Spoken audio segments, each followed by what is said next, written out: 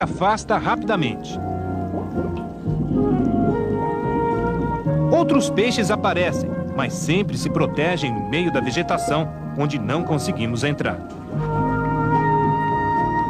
Continuamos a busca e encontramos um primeiro sinal de reprodução.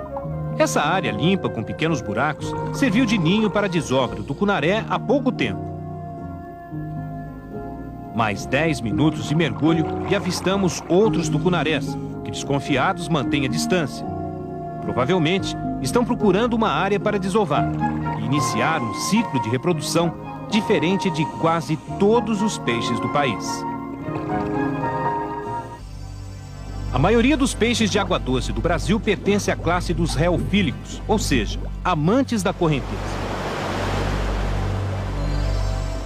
Espécies como o pintado, piraputanga e curimbatá, comuns na Bacia do Prata, são peixes de Piracema. Só se reproduzem uma vez por ano e para isso precisam migrar. Nadar contra a correnteza dos rios pelo menos 300 quilômetros. O dourado, conhecido como rei do rio, é ainda mais exigente. Precisa migrar mais de 400 quilômetros para só depois desovar. Todo esse esforço dos peixes na Piracema é preciso para se queimar gordura e estimular a hipófise, uma glândula responsável pela produção de hormônios, entre eles o da reprodução. Nos reofílicos, a missão dos pais para perpetuar a espécie termina com a desova. No caso dos nossos peixes migradores, como corimbatá, pacus, pintados, estes produzem uma grande quantidade de ovos. Entretanto, o aproveitamento é muito baixo, cerca de 0,01%. Ou seja, para cada 1000 ovos, produz cerca de 10 alevinos. Espécies sedentárias, não migradoras, produzem uma quantidade de ovos reduzida, mas a taxa de fecundação e a transformação em peixinho é muito grande, porque esse protege a prole.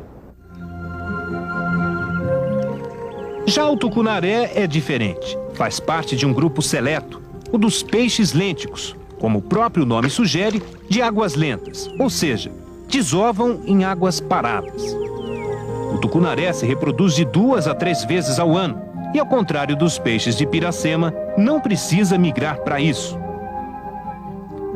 Tem uma capacidade notável, a de nidificar. É um peixe que constrói ninho, desova, espera o nascimento dos filhotes e por um bom tempo acompanha o crescimento, protegendo os alevinos de predadores. Um comportamento raro. Das mais de 1.600 espécies de peixes catalogadas da bacia amazônica, cerca de apenas 10 fazem isso. E é justamente esse fenômeno, nunca antes gravado em ambiente natural, que nós pretendemos mostrar. Um exercício de paciência, perseverança e, acima de tudo, sorte.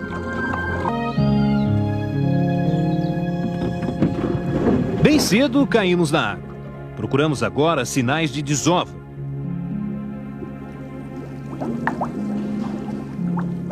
O tucunaré coloca os ovos sempre em superfícies duras, pedaços de pedras e madeira como essa, que são escolhidas pelo casal. Assim que a fêmea põe os óvulos, de 6 a 15 mil, o macho fecunda em seguida. Os ovos são aderentes e grudam com facilidade nas superfícies escolhidas. Pouco abaixo, com as nadadeiras e a boca, os peixes já limparam a área e cavaram buracos.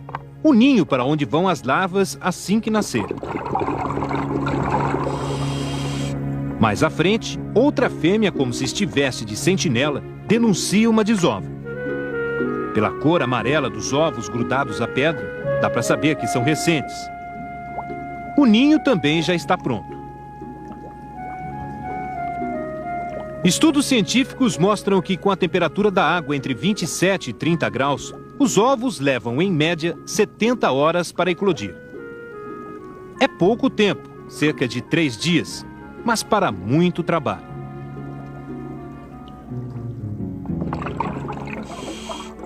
A vigia dos ovos tem que ser constante. Veja essa desova colocada em cima de um tronco de um buriti caído. A fêmea está atenta. Se afasta do ninho só para espantar predadores e volta em seguida.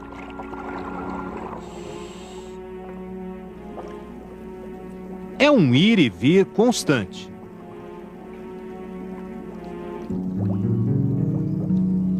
Ela não percebe, mas atrás do tronco está um acará preto, esperando o momento para atacar os ovos.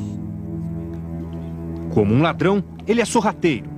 Ataca na primeira oportunidade, mas a fêmea é mais rápida. Conforme as horas passam, os ovos mudam de cor. Primeiro cinza, logo em seguida amarelos. E por último, adquirem a cor das larvas, um cinza quase transparente. Veja esse momento.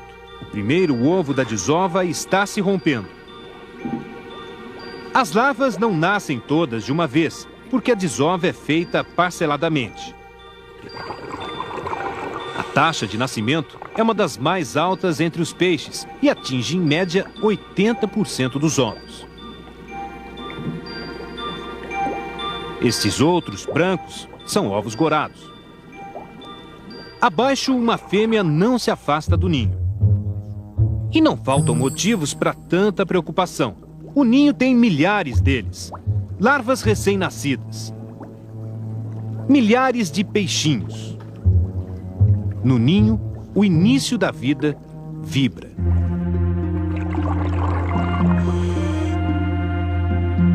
Eles ficam bem no fundo do ninho por causa do saco vitelino.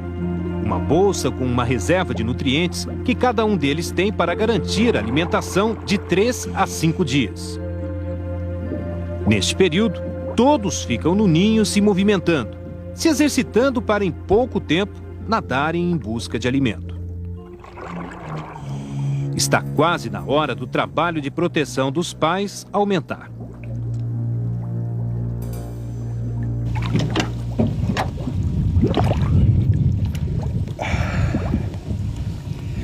Todas as desovas, assim como o ninho, com as larvas que nós encontramos, estão encostados na margem ou bem próximos dela, a uma profundidade que varia de 3 metros a até 9 metros. E todos os ninhos ficam sempre próximos à entrada de lagoas marginais como essa aqui. Para a gente acompanhar todo o ciclo de reprodução do tucunaré, nós vamos ter que mergulhar aqui pelo menos uma semana e torcer para que o tempo continue assim, sem chuva e a água bastante limpa.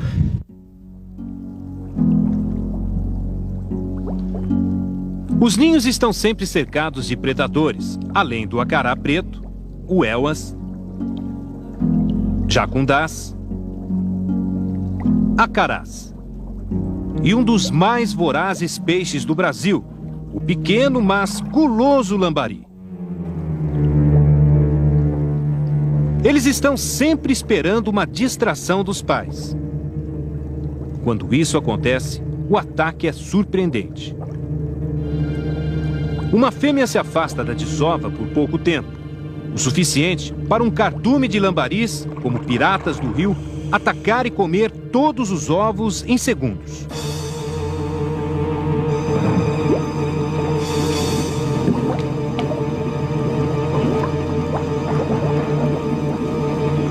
Eles comem tanto que dá até para perceber o aumento do tamanho da barriga de cada um.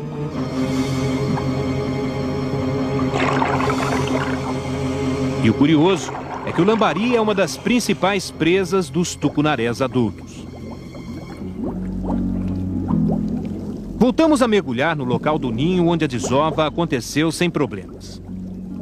8 dias após o nascimento, depois que todo o alimento do saco vitelino foi consumido, as larvas, já com os olhos e boca abertos, começam a nadar livremente, todas juntas ao redor do ninho. E o trabalho de proteção aumenta ainda mais. O macho faz a primeira guarda, nadando ao redor do ninho num raio de 2 metros. A fêmea está sempre ao lado dos filhotes, atenta a qualquer movimentação de predadores. Nosso cinegrafista é considerado um perigo, e os filhotes rapidamente voltam para o ninho. Quando isso não acontece, a fêmea recolhe todos com a boca.